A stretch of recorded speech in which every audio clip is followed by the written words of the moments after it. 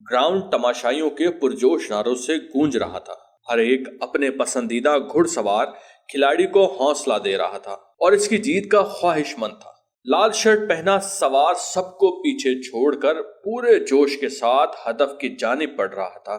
اس کو یقین ہو گیا تھا کہ آج کی جیت اسی کی ہے۔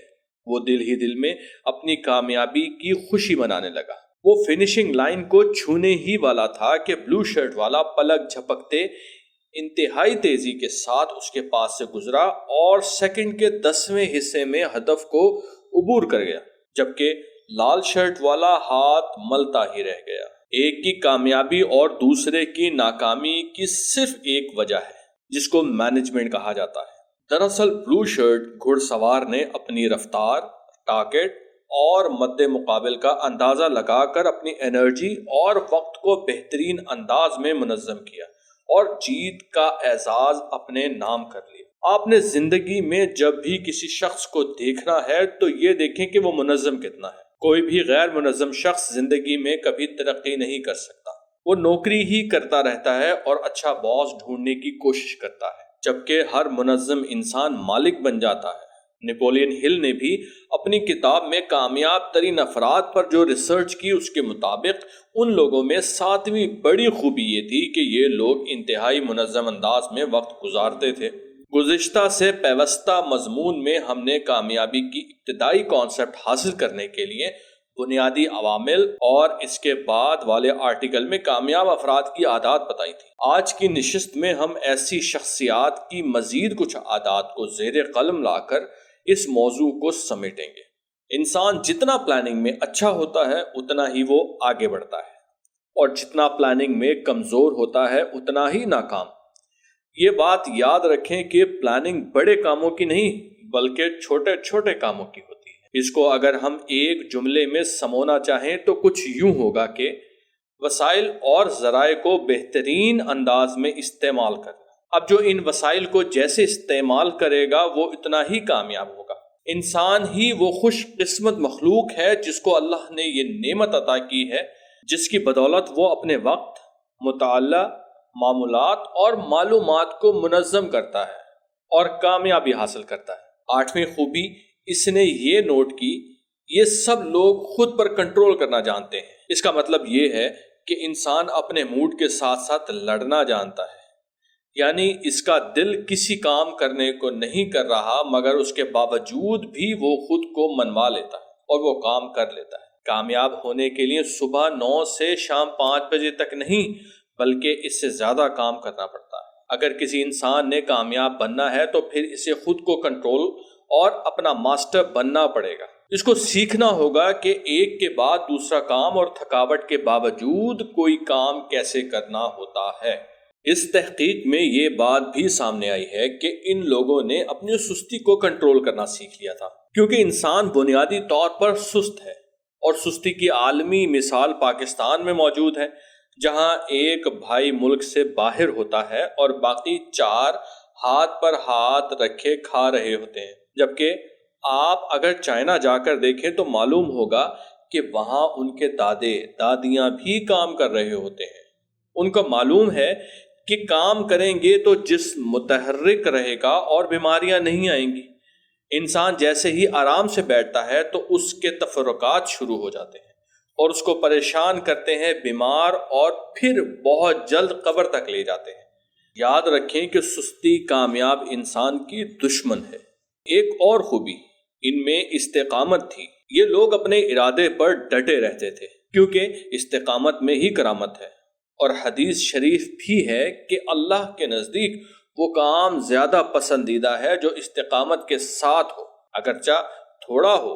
استقامت والے انسان کے ساتھ اللہ کی مدد ہوتی ہے، اور یہی مدد اس کو کسی بڑے نتیجے تک پہنچا دیتی ہے۔ Power of master mind. میں نے اپنی 20 سالہ عملی زندگی میں جتنے بھی لوگ ناکام ہوتے دیکھے، اس کی بنیادی وجہ ان کو مشورہ دینے والے غلط لوگ تھے۔ بے شمار لوگ اور کہانیاں غلط مشورے کی وجہ سے عبرت بنتے دیکھی۔ یاد رکھیں کہ اگر آپ ماضی سے عبرت نہیں پکڑیں گے تو پھر آپ دوسروں کے لیے عبرت بن جائیں گے۔ تاریخ پر نظر دوڑائیں تو معلوم ہوگا کہ جتنے بھی لوگ کامیاب تھے ان کی سنگت کامیاب لوگوں میں تھی۔ ایک کمال کی عادت جو کہ سنت بھی ہے وہ مشورہ ہے۔ آپ حضور صلی اللہ علیہ وآلہ وسلم کی سیرت کو ملاحظہ کریں تو آپ نے اپنے صحابہ اکرام کے ساتھ مشورہ کیا ہے، حالانکہ آپ پر وحی نازل ہوتی اور جبریل علیہ السلام کے ساتھ ملاقاتیں ہوتی تھی، مگر اس سب کے باوجود بھی آپ اپنے ساتھیوں سے مشورہ ضرور کیا کرتے تھے۔ کیوں؟ وجہ میں اور آپ تھے، تاکہ ہمیں سکھائیں کہ زندگی میں جب بھی کوئی اہم فیصلہ کرنا ہو تو اپنی ایڈوائزری بورڈ سے ضرور مشورہ کریں۔ انسان اسی سے مشورہ کرتا ہے جس کو وہ اپنی نظر میں معتبر سمجھتا ہے۔ اب اگر اس کی عقل کمزور ہو گئی ہو تو وہ غلط لوگوں کو معتبر سمجھنے لگے گا جو کہ اصل میں معتبر نہیں ہوتے۔ اس لیے تقوی ضروری ہے، کیونکہ جب آپ نیک اور متقی ہوں گے تو جو آپ کی مجلس مشاورت ہوگی وہ بھی نیک اور متقی لوگوں کی ہوگی، اور ظاہر ہے وہ آپ کو ایمان اور خیر کا ہی مشورہ دیں گے۔ ان سب کامیاب لوگوں کا ایک ایڈوائزری بورڈ تھا اور وہ اپنے کام کے ماسٹر مائنڈز تھے۔ ان کے نزدیک ایک اور ایک دو نہیں 11 ہوتے ہیں۔ یہ ہمیشہ لوگوں کو اپنے ساتھ لیتے ہیں۔ یہ یاد رکھیں کہ اچھے لوگوں کا آپ کے ساتھ ہونا آپ کے اچھے وقت آنے کی ضمانت ہے۔ اللہ رب العزت جس کے ساتھ اچھائی کا ارادہ کرتے ہیں تو سب سے پہلے اس کو اچھے لوگوں سے ملواتے ہیں، کیونکہ اچھے لوگوں کے ملنے سے آپ کی اچھائی طاقت پکڑتی ہے۔ اب بہت سارے لوگوں کو یہ سوال ہوتا ہے کہ ہمیں تو اچھے لوگ ملتے ہی نہیں۔ اس کا جواب یہ ہے کہ اگر انسان خود جنٹل مین اور سنجیدہ ہو تو اس کو اچھے لوگ ملنا شروع ہو جاتے ہیں۔ یہ ہو نہیں سکتا کہ آپ اچھے ہوں، اچھے ارادے کے ساتھ اچھے لوگوں کو ڈھونڈیں اور آپ کو نہ ملیں۔ نیک لوگوں کو اپنی زندگی میں قدر دیں۔ اگر آپ نہیں دیں گے تو پھر ناکام لوگ ہی آپ کے ارد گرد اکٹھے ہو جائیں گے۔ کسی بھی انسان کو عزت دیتے وقت اس کی وجہ ڈھونڈیں۔ آپ کس چیز کی وجہ سے اسے عزت دے رہے ہیں؟ آیا اس کے پاس علم ہے، اس کا اخلاق اچھا ہے، یا وہ بانٹنے میں اچھا ہے؟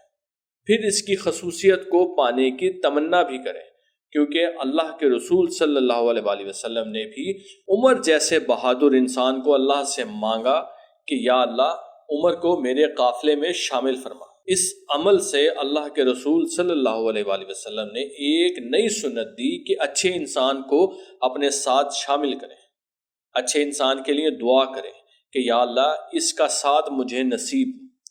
ہمیشہ نیک لوگوں کو تلاش کریں اور ان میں خود کو مشہور کروائیں، بد فطرت لوگوں میں نہیں، کیونکہ یہ رسوائی ہے اور رسوائی اللہ کا عذاب ہے۔ اللہ کسی کی رسوائی نہیں چاہتا، وہ ستار العیوب ہے، یعنی عیبوں پہ پردہ ڈالنے والی ذات ہے۔ لیکن کوئی رسوا ہو جائے تو اس کا مطلب یہ ہے کہ وہ واقعی بد فطرت انسان ہے۔ ایموشنل مینجمنٹ یعنی جذبات کو استعمال کرنا۔ دنیا کے سب سے بڑے لوگوں کے جذبات بہت ہائی، بھڑکیلے ہوتے ہیں۔ نپولین اپنی کتاب میں کہتا ہے کہ میں نے 2000 سالہ تاریخ کی بڑی شخصیات کا سوانح حیات کو پڑھا اور ایک چیز سب میں مشترک دیکھی کہ جو بھی بڑا انسان بنا ہے اس کے پیچھے کوئی اہم واقعہ تھا۔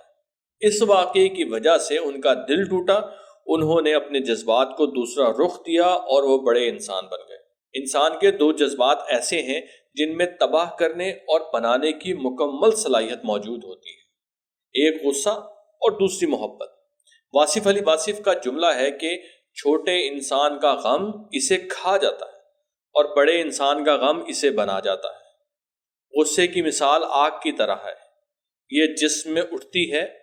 اب اگر انسان کو اسے استعمال کرنا آتا ہے تو وہ اس سے کوئی بڑا کام لے لیتا ہے، لیکن اگر کوئی اس کو استعمال نہیں کر سکتا اور وہ جسم میں ہی رہے تو یاد رکھیں کہ وہ آگ ہے، اور آگ جس بھی جگہ بھڑکتی ہے تو سب سے پہلے اس جگہ کو بھسم کر دیتی ہے۔ خوف کے بھوت پر کنٹرول کرنا۔ جو انسان اپنے خوف پر لگام ڈال دیتا ہے وہ کامیاب ہو جاتا ہے۔ نپولین نے ان سب لوگوں میں یہ چیز مشترک پائی کہ وہ اپنے خوفوں کو کنٹرول کرتے تھے۔